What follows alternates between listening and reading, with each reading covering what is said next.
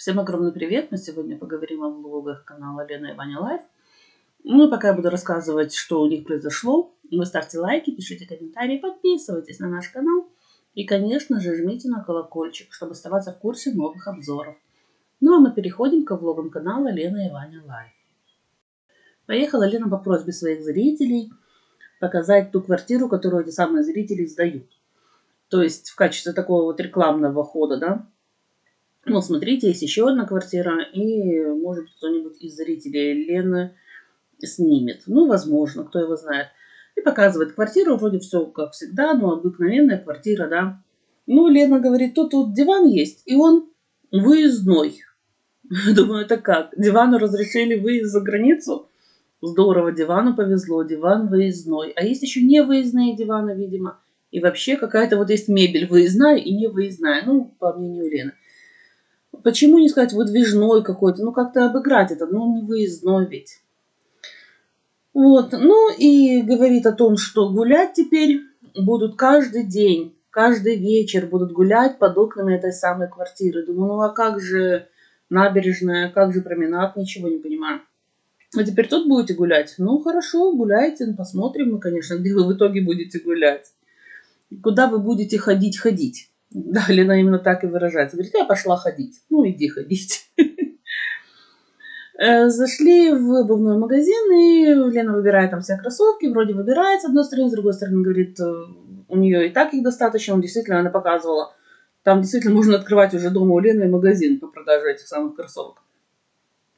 Ну и говорит, мол, Андрей ее выгонит из дома, если она купит себе еще одну пару этих самых кроссовок. Ну, куда без Андрея? И Андрей, и Андрей, и Андрей. Ну, куда без Андрея? Да никуда. Андрей и тут вместе с Леной незримо присутствует. В принципе, он всегда незримо присутствует. Что здесь, точнее, в Турции, да, он на отдыхе, что дома. Андрей невидимка. Ну и, конечно же, Лена не смогла не упомянуть про то, что находится в округе. А в округе море, да, и спокойная обстановка в округе. Ну, в округе так, в округе.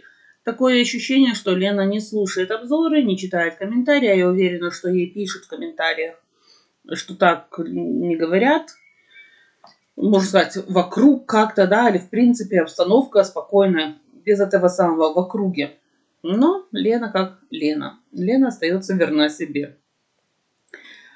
Говорит о том, что на набережной очень много кафе новых открылось. И Лена этому очень рада. И увидела кошечку, которая где-то там под столиком одного из кафе спряталась. И говорит, вот, кошечка спокойная.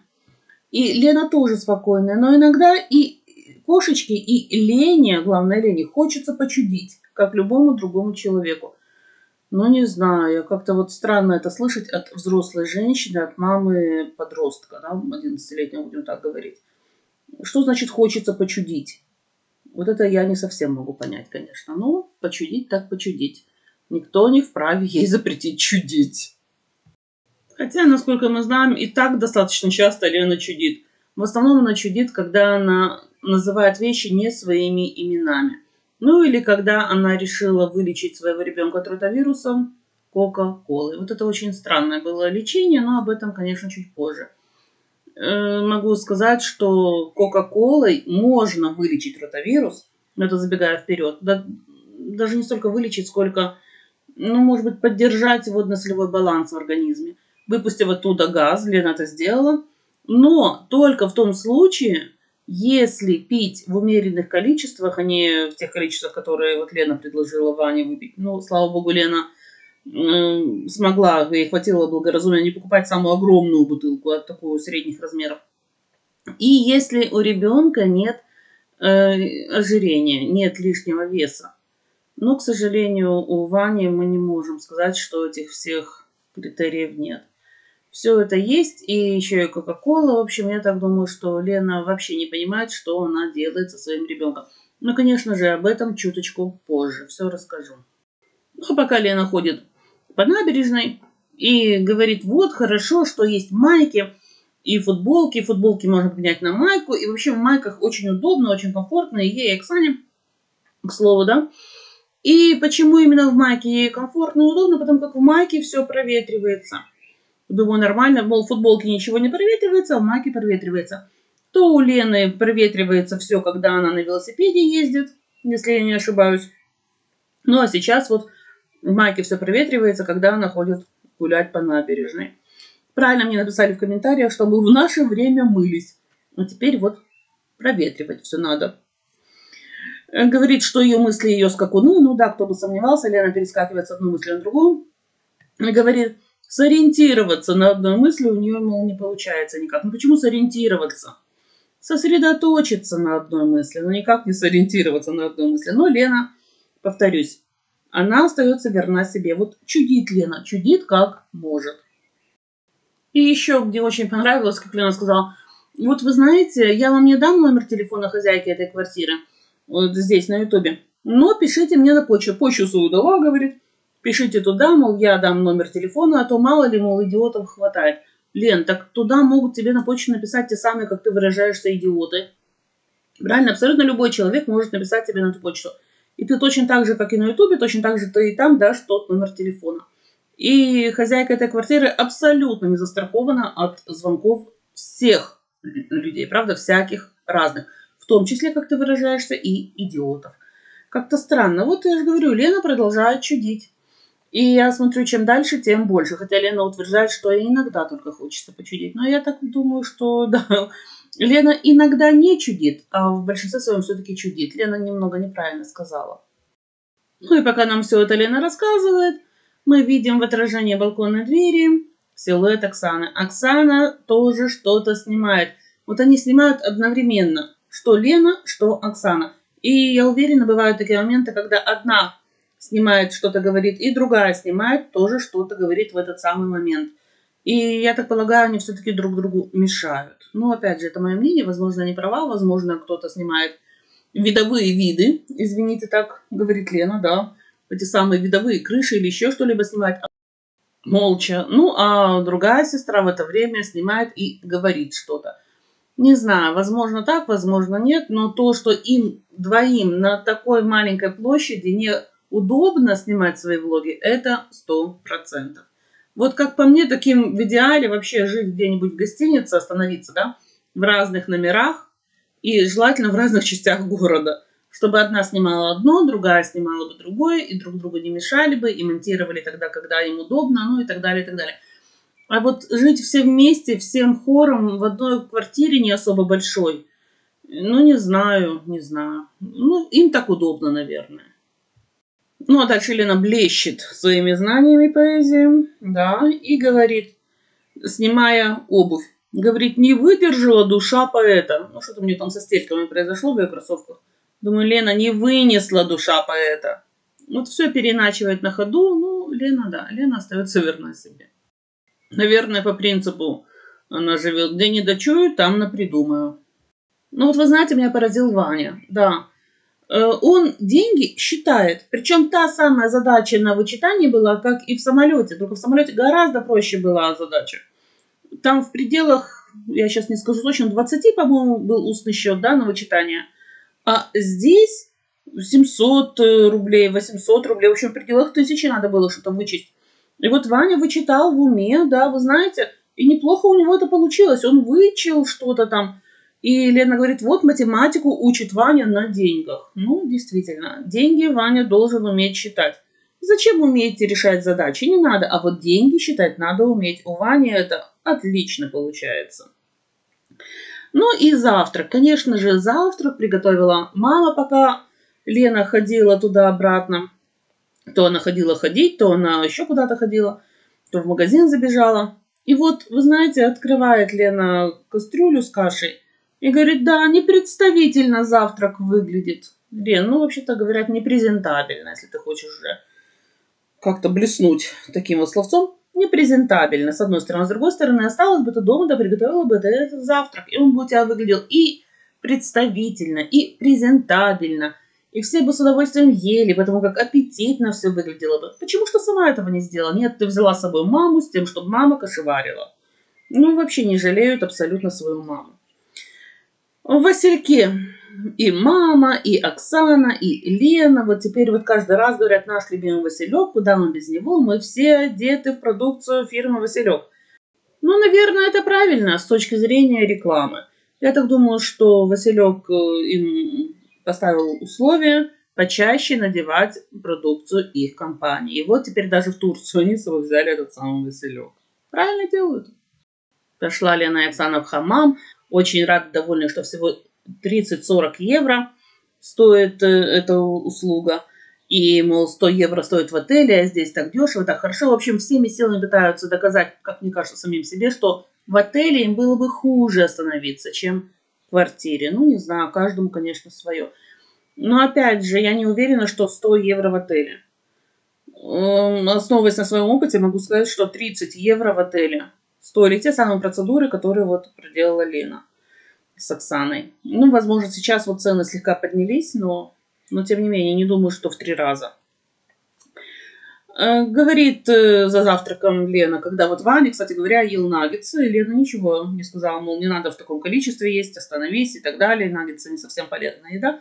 Как-то сказала бы, вот есть каша молочная, пожалуйста, ешь лучше кашу, чем те самые наггетсы, но нет. Ваня привык к этим наггетсам и ест их, и Лене предлагает какой-то кетчуп или что, а Лена говорит, ну да, мама у тебя блондинка, мол, тормозит иногда. Ну, Лена, не могу сказать, что иногда, и не могу сказать, что ты блондинка. Лена не блондинка. Лена красится, обесцвечивается точнее, да? Кстати говоря, этим она убивает свои волосы окончательно и бесповоротно, но ее родной цвет далеко не блонд. Коктейль купили за 100 лир, вроде как, да? Покупают они за 100 лир этот самый коктейль, все здорово, все хорошо. И вдруг, когда уже расплачиваться, Лена говорит, нет, 200 лир заплатили за коктейль. Ну, не знаю, стоит ли коктейль таких денег, конечно, с одной стороны, с другой стороны, у богатых своих причуд. А почему самостоятельно не приготовить этот самый коктейль, какой-нибудь сок? Ну, действительно, вы в Турции, там фрукты можно купить по довольно приемлемым ценам. И самим себе делать соки. Почему нет? Но, видимо, нет. Им выгоднее, наверное, потратить кучу денег на какие-то коктейли уже готовые, кто им приготовит этот коктейль на уже какие-то выжатые соки, которые им кто-то выжмет. Но сами они делать ничего не будут. Я понимаю, так было бы удобно, если бы они жили где-нибудь в отеле, где все включено. Действительно, там все входит в цену, в том числе эти самые соки в неограниченном количестве коктейля. Но, извините, вы живете в квартире, вам приходится пойти искать какую-то кафешку или что-то вроде того, да, для того, чтобы пойти этот сок попить.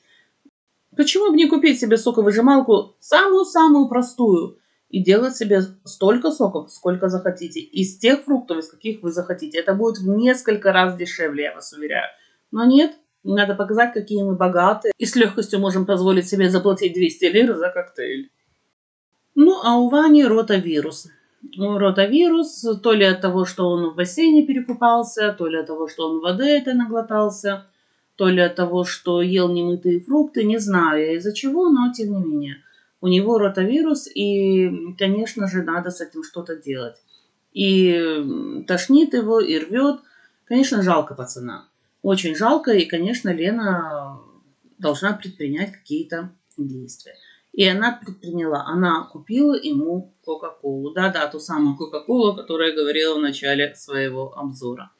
Уж не знаю, чем руководствуется Лена при покупке Кока-Колы для лечения этого самого ротавируса, но чем-то, видимо, руководствуется. Очень странное какое-то решение. Очень странное.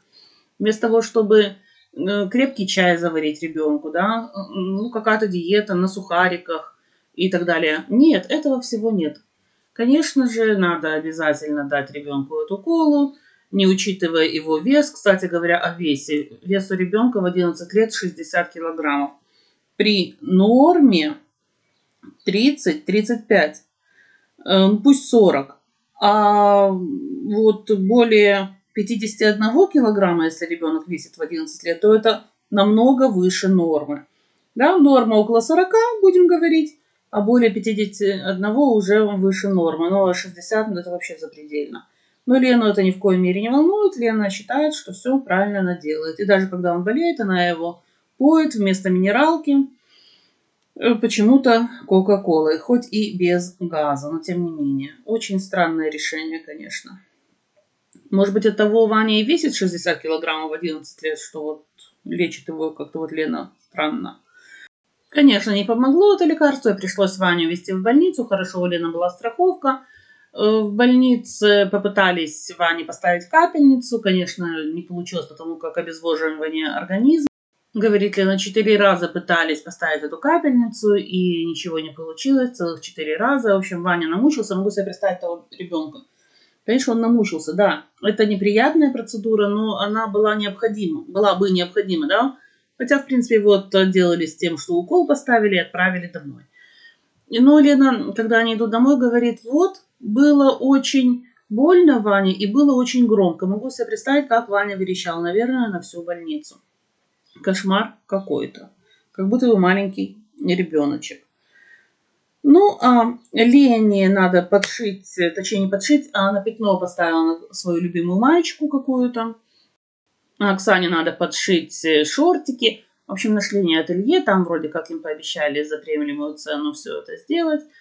И они счастливы. Ну, я думаю, конечно, отстирать эту маечку не представлялось возможным, насколько я понимаю, да.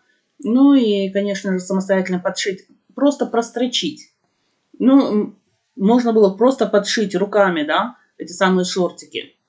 Но, конечно же, ни Оксана, ни Лена этим заниматься не будут. Опять же, к вопросу о том, вот этот самый швейный наборчик. Там, где вот иголки и нитки. Я так думаю, не пригодился Лене. Даже если бы она вспомнила о том, что она его взяла с собой. Потому как Лена, я уверена, не умеет пользоваться ни нитками, ни иголками, ни подшить. То есть что-то элементарное она сделать не может. И правильно вы мне написали в комментариях, мои дорогие зрители, о том, что когда надо было какой-то крючок, то ли на шубу, то ли на пальто пришить, Лена с этим справиться не смогла. И очень хорошо, что есть такие вот ателье, в которых можно и вышивку на месте пятна сделать, и подшить шорты, и все это по более-менее нормальным ценам. Ну, вот такие вот получился у меня обзор влогов канала Лена и Ваня Лайф. Если он вам понравился, ставьте лайки. Не понравился, ставьте дизлайки, пишите комментарии, подписывайтесь на наш канал. Всем пока!